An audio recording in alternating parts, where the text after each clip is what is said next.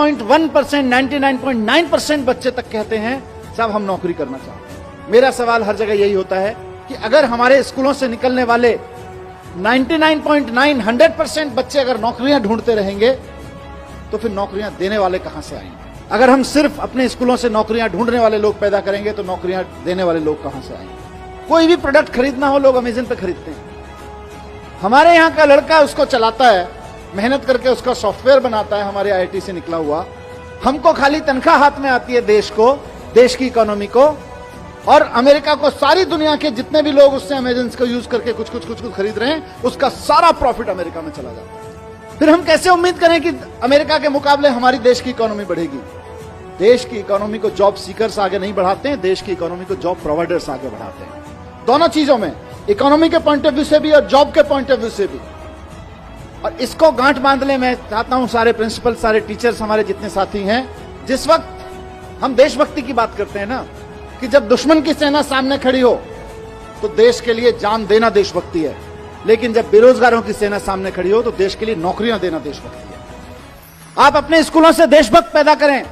हम खूब 15 अगस्त मनाएं, खूब 26 जनवरी मनाएं, अपने लड़के लड़कियों को तैयार करें देश के लिए जान देने के लिए, लेकिन साथ साथ अपने लड़के लड़कियों को तैयार करें देश को नौकरियां देने के लिए, क्योंकि नौकरियां नहीं रहेंगी तो जितने सुसाइड देश भर में हो जाते हैं उससे कम लोग बॉर्डर पे मारे जाते हैं। अगर आप बॉर्डर की बात करें तो अभी दुश्मन की सेना से जो खतरा है वो तो होता ही है, किसी भी मुल्क को होता है, लेकिन सबसे ज्यादा खतरा देश के नौजवानों को आज बेरोजगारी से है। और बेरोजगारी का मुकाबला करने के लिए हमें देशभक्त पैदा करने पड़ेंगे, ऐसे देशभक्त पैदा करने पड़ेंगे जो हजारों हजारों लोगों को नौकरियां दे सके। हम चाहते हैं कि बच्चे का डर निकले, हम चाहते हैं कि बच्चे के अंदर कुछ नया करने की, कुछ बड़ा करने की हिम्मत पैदा हो। और अगर बड़ा करने की, नया करने की, कॉन्फिडेंस के साथ क्रिएटिव तरीके से करने की हिम्मत पैदा होगी तो ना सिर्फ ये अपने लिए बल्कि हजारों हजार लोगों के लिए और नई नई नौकरियां क्रिएट करते रहेंगे। 10 साल में 50,000 नौकरियां क्रिएट करना छोटी बात नहीं है। देश की सारी सरकारें मिलकर 10 साल में 50,000 नौकरियां क्रिएट नहीं कर सकती हैं, जितना एक लड़के ने खड़े होकर करके दिखा दिया। या एक छोटे से मतलब क्या, आईआईटी के ग्रेजुएट ने 10 साल के अंदर अंदर खड़ी करके 3-4 लड़के मिले, ये लोगों ने करके दिखा दी। सारी सरकारें मिलकर उतनी नौकरियां नहीं पैदा कर सकती। कितनी पोजीशन क्रिएट करोगे आप सरकारों में?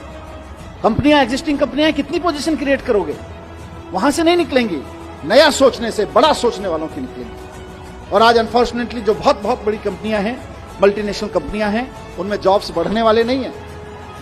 वहां तो जॉब्स बड़े बड़े लोगों को आईआईएम से निकलने के बाद, आईआईटी से निकलने के बाद इसलिए दिए जा रहे हैं कि भाई हम आपको 5 लाख रुपए का पैकेज देंगे, आप ऐसा करो कि हमारे यहां से 5,000 लोगों की रिक्वायरमेंट कम कर दो, ऐसा काम करके दिखाओ। तो बड़ी कंपनियों में जॉब्स नहीं निकलेंगे।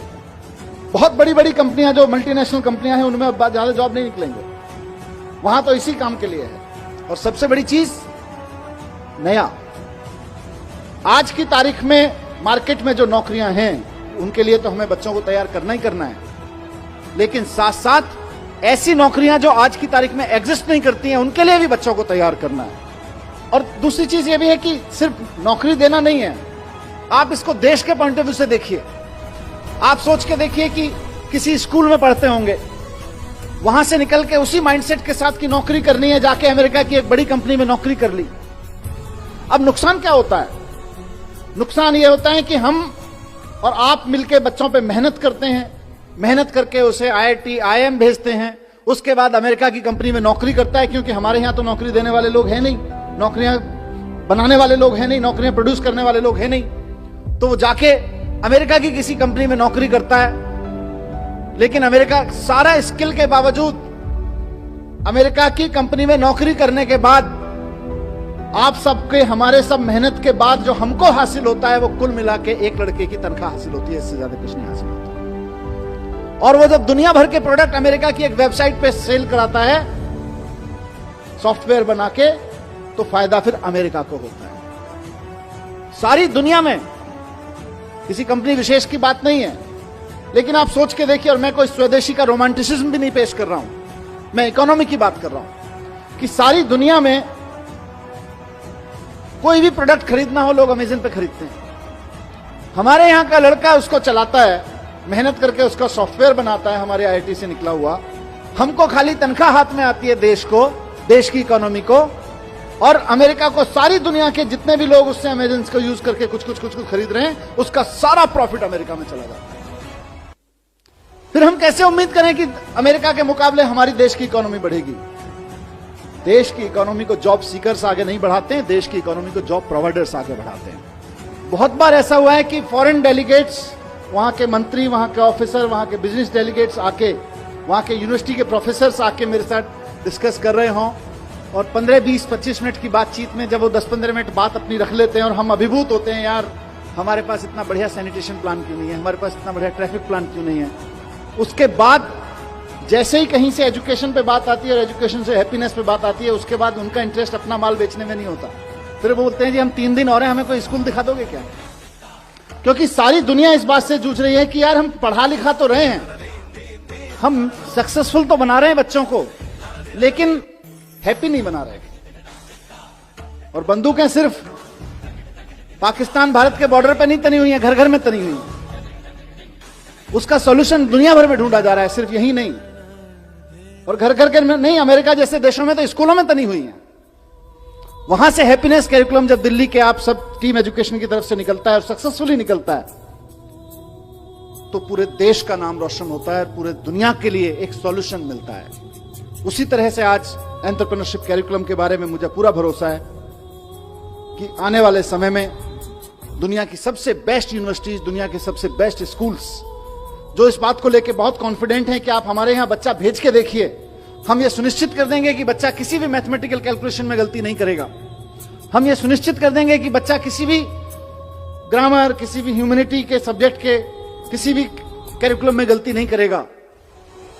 वो इस बात को समझेंगे कि हमने बच्चे को स्किल्स तो दे दी है, नॉलेज तो दे दी, पर उस नॉलेज का बच्चा क्या करे, उस नॉलेज के सहारे अपनी जिंदगी कैसे जिए और दूसरों को जीने में मदद कैसे करे, उसको अगर अप्लाई करना है तो एंटरप्रेन्योरशिप कैरिकुलम को समझना पड़ेगा, एंटरप्रेन्योरशिप माइंडसेट को समझना पड़ेगा। और मैं बड़ी बड़ी बातें छोड़ दीजिए, दुनिया देखे ना देखे, हमें तो अपनी प्रॉब्लम भी तो देखनी है।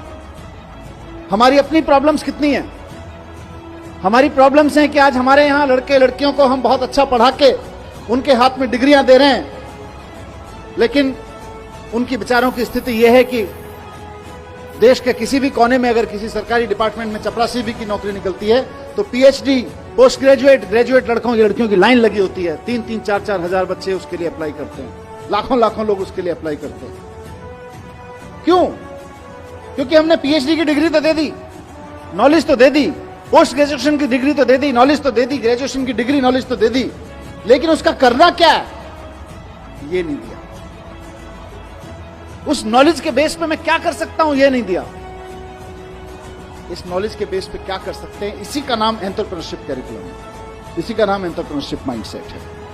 तो हमारे देश की सबसे बड़ी समस्या जो अनएम्प्लॉयमेंट है आज की तारीख में, उसका समाधान इससे निकलने वाला है कि अगर 1% बच्चे भी आगे बढ़ के एक्चुअली एंटरप्रेन्योर्स बनने की दिशा में चल पड़े तो इंडिया को सुपर पावर बनने से कोई नहीं रोक सकता।